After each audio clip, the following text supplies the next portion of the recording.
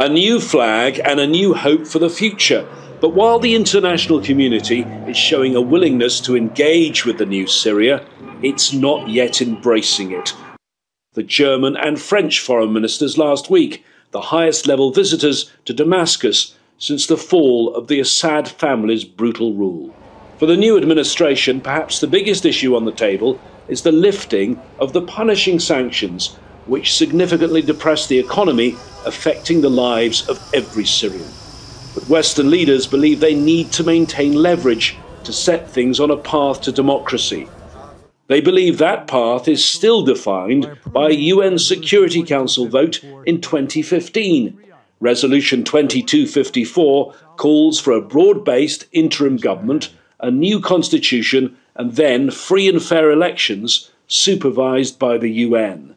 This old resolution But a political analyst familiar with the thinking of Syria's current administration says 2254 is outdated and elections shouldn't be held for 3 to 5 years. The most secure way in the Syrian situation is to be patient and have the sufficient time to get into the democratic era.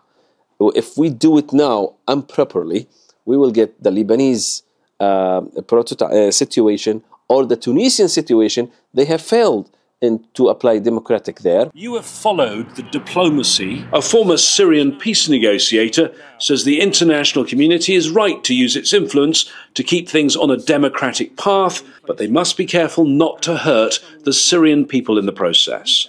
I know they're doing the carrot and stick approach, which is fine, but I don't think they can compare us with other countries. Syria is a very special country. Back in 2015, there was a UN Security Council resolution called 2254. It seems a long time ago. Why is that, in your view, still important? It's very important because it's the legal frame. We need to keep it like the constitution, the election, the transitional government body. This is important for the Syrian people. Fighters are still on the streets of the capital, but there has been a month of relative stability and calm. The transformation of this country in such a short period of time has been amazing. But there are still great challenges ahead, and they're only going to be solved with patient, detailed, and very difficult negotiations. Yes, with the international community, but most importantly, among Syrians themselves. James Bays, Al Jazeera, Damascus. Make sure to subscribe to our channel to get the latest news from Al Jazeera.